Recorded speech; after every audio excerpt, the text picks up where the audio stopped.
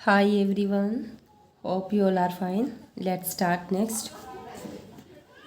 Sum है 108. Sorry कल थोड़ा सा वीडियो में रह गया था हमारा, कुछ प्रॉब्लम हो गई थी तो सम हो नहीं पाया था। यहाँ तक हम पहुँच गए थे कल। ठीक है, तो हमारे पास 10C7 था, इसको हमने 10C3 राइट किया। क्यों किया? क्योंकि देखो ये हमारे पास होता है ना formula NCR is equal to NCN-R, इसको राइट कर सकते हैं हम। ओके, क्योंकि देखो 7 और 3 को ऐड करेंगे तो 10 नहीं आ रहा है। अगर इस तरह से तो हो जाता है, तो 10C8 को हम 10C2 लिख सकते हैं, 10C9 को 10C1 एंड 10C10 1 ही होता है हमारे पास। जस्ट इसको सोल्व करना है हमें, सोल्व करके हमें आंसर मिल जाएगा। नेक्स्ट है 108, convex set of feasible solution of X is equal to B, X greater than is equal to 0 is a convex polyhedron, then which of the following statement is true. तो उसमें से कौन सी statement जो है वो true है। हमारे पास 108 question है ये। सो इसमें हमारा आएगा answer at least one of the extreme point given an optimal solution, यानी कि अगर हमें ऑप्टिमल सोल्यूशन चाहिए और कॉन्वेक्स पॉलीहेड्रन है तो कम से कम हमारे पास एक कॉर्नर पॉइंट या फिर एक्सट्रीम पॉइंट होना चाहिए। ठीक है, ये आपके जो LPP है ना, लीनियर प्रोग्रामिंग 12th क्लास में, वहाँ पर है। देखिए ये रहा ये लाइन कि if the feasible region of a LPP is unbounded, then the optimal value of the objective function may or may not exist. Unbounded है तो वो एग्जिस्ट नहीं करती, और अगर बाउंडेड है तो it must occur at some corner point of a feasible region. ठीक है, इनकी फेजिएबल रीजन के लिए ज़रूरी होता है। ठीक है, और ये इसी के यहीं से पढ़ के इसका आंसर मिल जाएगा। If the feasible region of LPP is bounded, bounded दे रखी है हमें। ठीक है, convex polyhedron, it is always is convex polygon and the maximum and minimum value, जो उसमें ऑप्टिमल वैल्यू का है ना, उसका मीनिंग यही है कि या तो मैक्सिमम या मिनिमम वैल्यू होगी। ठीक है, कब होगी? Must occur only at some vertex of this convex polygon. जो कॉन्वेक्स पॉलीगॉन और पॉलीहेड्रन ये सेम ही है। ओके, यानी कि हमें एक पॉइंट तो चाहिए ही चाहिए, एक्सट्रीम पॉइंट या फिर कॉर्नर पॉइंट।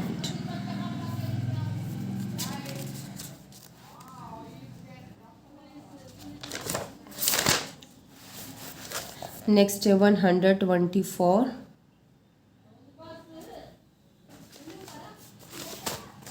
इसके हमारे पास ये है statement, a ladder rest against a wall at some angle alpha to the horizontal. यानी कि हमारे पास एक लैडर है, जैसे ये लैडर है और ये वॉल है हमारे पास, तो ये लैडर जो है ये हॉरिजॉन्टल के साथ अल्फा एंगल बनाती है। फिर लैडर को थोड़ा क्यों डिस्टेंस पे थोड़ा नीचे कर दिया, तो यहाँ से ये उस तरफ जाएगी, तो तब क्या एंगल बन रहा है? बीटा बन रहा है। इसमें जिस चीज़ का यूज़ होगा ना, हम लैडर का करेंगे। देखो लैडर की जो लेंथ है वो रहेगी तो सेम, चाहे उसको ऊपर करो या नीचे करो, बस उसी चीज़ का हमें मेन यूज़ करना है। और हमें फाइंड क्या करना था कि angle P/Q is equal to, P और Q आपको पता ही है, यहाँ से Q डिस्टेंस नीचे की थी और यहाँ से P डिस्टेंस आगे चली गई थी। सो P/Q इज इक्वल टू क्या होगा हमारे पास? EC डिवाइड बाय AD, और EC क्या होगा? BE minus BC, and AD क्या होगा? AB minus BD। अब देखो ladder length is same, ladder क्या है हमारे पास? ED है, इज इक्वल टू AC होगा, इसी चीज़ का हमें यूज़ करना है। अब दोनों ट्रायंगल में देखो, अब हमें देखो इनकी वैल्यू पुट करेंगे हम इन ट्रायंगल DBE ट्रायंगल में। ठीक है, हमें BE की वैल्यू फाइंड करनी है, ये रहा BE। इसमें एंगल क्या है? बीटा है।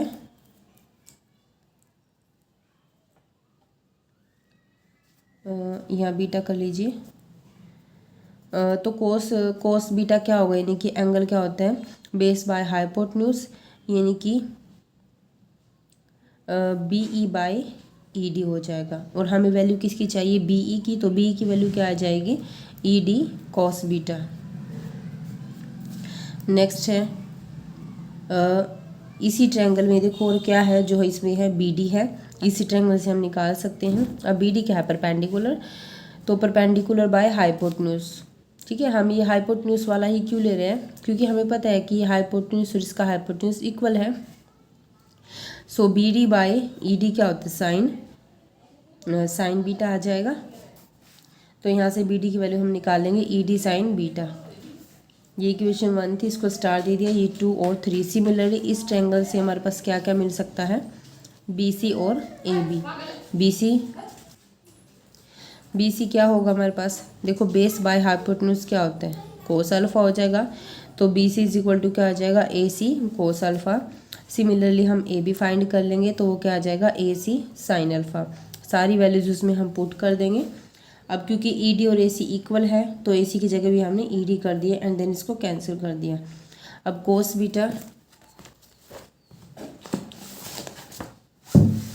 Beta minus cos alpha divide by sine alpha minus sine beta. Cos C minus cos D and sine C minus sine D का फॉर्मूला लगा देंगे।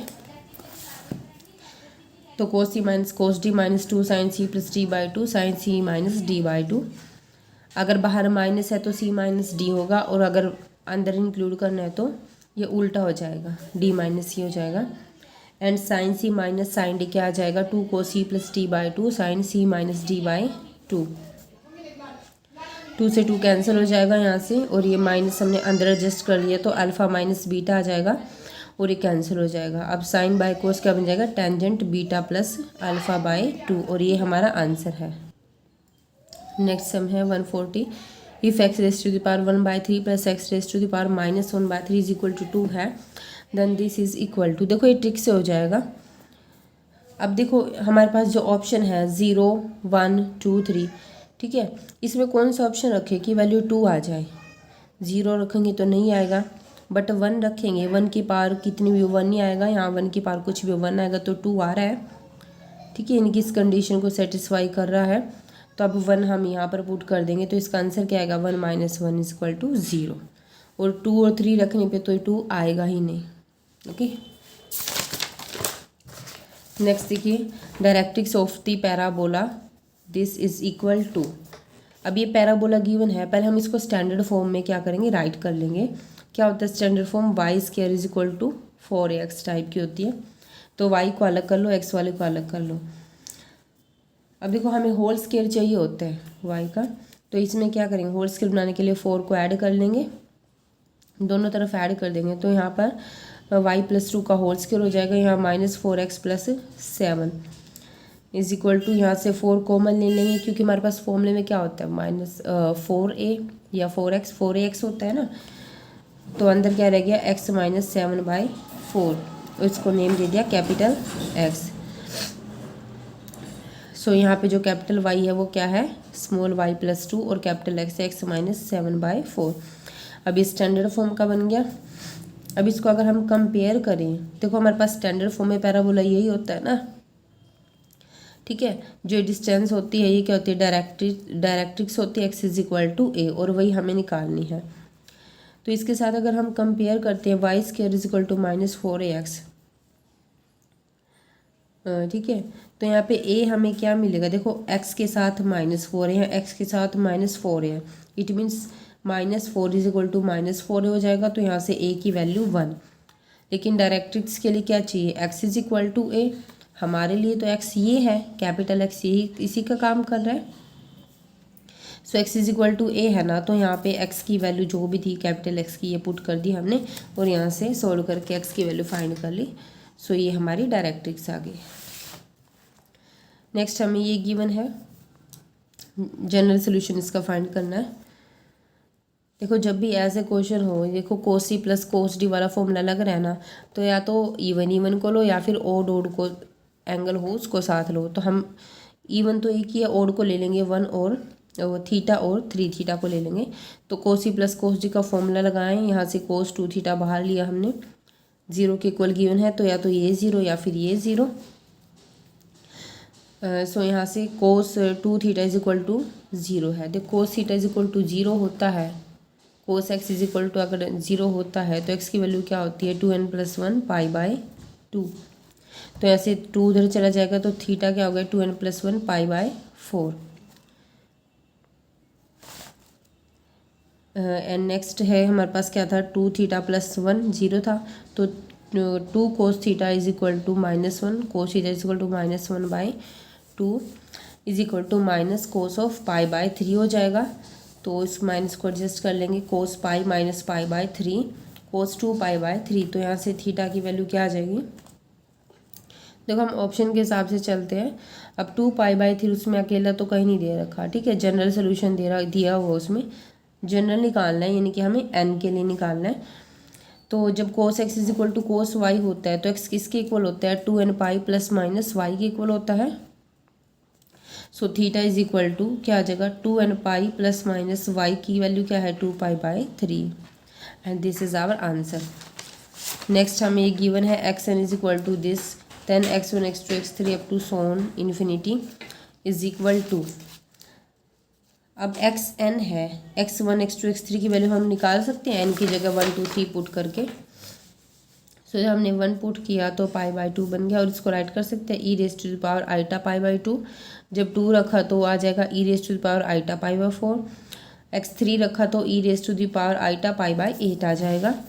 और जब इनकी प्रोडक्ट करेंगे तो प्रोडक्ट में पावर ऐड हो जाती हैं, तो आइटा सो सब में से कॉमन आ जाएगा, अंदर हमारे पास ये बचेगा π/2 प्लस π/4 प्लस π/8। अब ये AP तो दिख नहीं रही, ठीक है, तो ये क्या बन रही है हमारे पास, GP बन रही है, GP सीरीज़, जिसमें A क्या है π/2 एंड R क्या है 1/2, और इन्फिनिटी तक जा रही है।